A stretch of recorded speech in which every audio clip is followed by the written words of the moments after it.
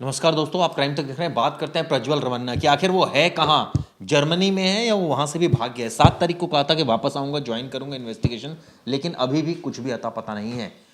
प्रधानमंत्री नरेंद्र मोदी ने इस मामले को लेकर खुलकर बात की है। उन्होंने साफ साफ कहा है कि दोषियों को बख्शा नहीं जाना चाहिए, कड़ी से कड़ी कार्रवाई होनी चाहिए। गोपाल जी, लेकिन इस बीच उनके पिता को गिरफ्तार भी कर लिया गया। एसआईटी ने जांच कर रही है पूरे मामले की। अब धीरे धीरे कंप्लेनेंट्स भी सामने आ रहे हैं। गोपाल जी, कहाँ है प्रज्वल रमन्ना? जर्मनी है, भाग गया वहां से भी? उसका लुकआउट अभी अभी वो कहाँ है उसके बारे में भी कोई कंफर्म नहीं बता पा रहा है। इतना ज़रूर है कि उसके खिलाफ ब्लू कॉर्नर नोटिस जारी हो गया है, जिसकी वजह से अब वो जैसे ही आपके हद में आएगा तो उसको इंक्वायरी के लिए और उसको पूछताछ के लिए हिरासत में ले लिया जाएगा। लेकिन जहाँ तक आपने अभी सवाल किया कि बाकी लोग जो अब निकल कर सामने आ रहे हैं, तो ये इसमें बहुत से सवाल हैं। कहने का मतलब है कि जो लोग उसके विक्टिम हैं, जो इस पूरे कांड के विक्टिम हैं, खास तौर से वो महिलाएं जिनको उसने शिकार बनाया या जो उसके झांसे में आके फंस गई, वो उनके बारे में अब कहा जा रहा है कि वो अब अपने आप को छुपा के रख रही हैं। वो या तो कुछ लोग गांव चले गए, अपने ऐसे कुछ एबेंडेंट प्लेस पे चले गए जहाँ से उनको कोई पहचान ना पाए, देख ना पाए। बहुत बड़ी वजह है, उनको डर है, प्लस बिल्कुल। देखिए, एक तो लोक लाज वाली बात है कि हर आदमी को अपनी शर्म हया का ख्याल रहता है, और इस सारे केस के सामने आने के बाद 100 तरह के सवाल हर कोई एक दूसरे से पूछता है। ऐसे में उनके लिए जवाब देना बड़ा मुश्किल है।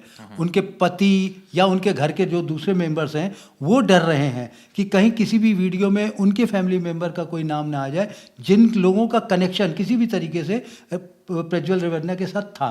तो ये एक तरह से एक बड़ी खौफ और दहशत वाली सिचुएशन वहाँ पे बनी हुई है। हालांकि जो रमन्ना के पिताजी हैं, उन्होंने अपने एक सवाल में, एक जवाब में बोला था कि ये जितने भी वीडियो हैं ये बहुत पुराने हैं और ये एक तरह से सैबोटाज के तहत उनको फंसाने की या उनकी पूरी फैमिली को फंसाने की कोशिश की जा रही है। लेकिन ये तो एसआईटी जब इंक्वायरी करेगी, उससे जितने भी फैक्ट्स बाहर आएंगे उससे पता चलेगा। लेकिन सर, सबसे बड़ी बात तो ये है ना कि प्रज्वल रमन्ना जर्मनी में है, या वो तो कह रहा था मैं 7 तारीख को ज्वाइन करूंगा, अभी तक कुछ अता पता नहीं है। दूसरी तरफ कंप्लेनेंट्स का सामने नहीं आना, 2976 वीडियो का सामने आना। तो ऐसे में अगर कंप्लेनेंट सामने नहीं आएंगे, वो ठीक है, एक कंप्लेनेंट आई है जिसके बेसिस पर एफआईआर भी दर्ज हुई है, सजा तो उतनी मिलेगी, लेकिन सवाल ये उठता है कि अगर और कंप्लेनेंट्स भी सामने आएंगे तो कुछ और बातें भी क्लियर होंगी। देखिए, इसमें कंप्लेनेंट सामने तभी आ सकती है, जैसा कि मैं एज्यूम कर पा रहा हूँ, जैसा मैं समझ पा रहा हूँ, कि जब उनको इस बात की श्योरिटी होगी कि उनके साथ कोई भी मिसहैपनिंग नहीं हो। यानी उनको अपने सिक्योरिटी कंसर्न है, साथ ही साथ उनकी अपनी लोक लाज कि उनकी किसी भी तरह से आइडेंटिटी रिवील ना हो, उनको किसी भी तरीके से हरासमेंट ना फेस करना पड़े, उनका किसी भी तरह से कोई सिक्योरिटी कंसर्न ना आए, तभी वो सामने आएंगी। इस बात को एश्योर करना पड़ेगा अब एजेंसीज को कि जितने भी कंप्लेनेंट हैं इस मामले से जुड़े हुए, उनको हर तरीके से सिक्योर करना कि ताकि वो अपनी बात आकर एजेंसीज को बता सके, जिससे इंक्वायरी आगे बढ़ सके। लेकिन प्रधानमंत्री का इस पूरे मसले पर कमेंट करना और ये कहना, प्रधानमंत्री ने बहुत अच्छा कमेंट किया है और उन्होंने ये बात साफ कर दी है कि देखिए, इलेक्शन में बहुत से कैंडिडेट के बारे में सबको पता हो ऐसा ज़रूरी नहीं है। हाँ, रिपोर्ट्स आती रहती हैं, तमाम तरह के रिमर्स आती रहती हैं, तो बहुत सी चीज़ें हो सकता है कि back of the mind impression ये रहा हो कि भाई ये यहाँ का रसूख वाला बंदा है, ये यहाँ का एक प्रोमिनेंट कैंडिडेट है, इसलिए इसके खिलाफ 10 तरह की बातें उठ रही होंगी। उसको इंक्वायर नहीं किया गया, ये एक मतलब कह सकते हैं लूप होल है। मगर प्रधानमंत्री ने ये बात साफ कर दी कि कोई भी अगर दोषी है तो उसको किसी भी तरीके से बख्शा नहीं जाएगा। इसका मतलब ये इशारा है एजेंसीज के लिए कि एजेंसीज खुलकर पूरी तरह से सारा दूध का दूध और पानी का पानी करें, जितनी जल्दी हो सके। क्योंकि इस मामले में अभी तक रमन्ना का कुछ अता पता नहीं है। उसके फादर को अरेस्ट किया था एसआईटी ने। हाँ। एक और इसमें शिकायतकर्ता सामने आई जिसने धमकाने का, इसमें बेसिकली दो शिकायतकर्ता सामने आए हैं। एक तो घर की नौकरानी थी जिसकी कंप्लेंट पर ही एफआईआर हुई है, और दूसरा वो ड्राइवर था जिसने सारे एविडेंसेस देने की बात कही थी कि हमारे पास तमाम तरह की पेन ड्राइव्स हैं और दूसरे एविडेंसेस हैं जो हम एसआईटीज और दूसरी एजेंसीज को प्रोवाइड करा सकते हैं। तो इन दो लोगों के बिना पर, इन दो लोगों की शिकायत पर ये कंप्लेंट लॉन्च हुई और एसआईटी की इंक्वायरी मूव हुई।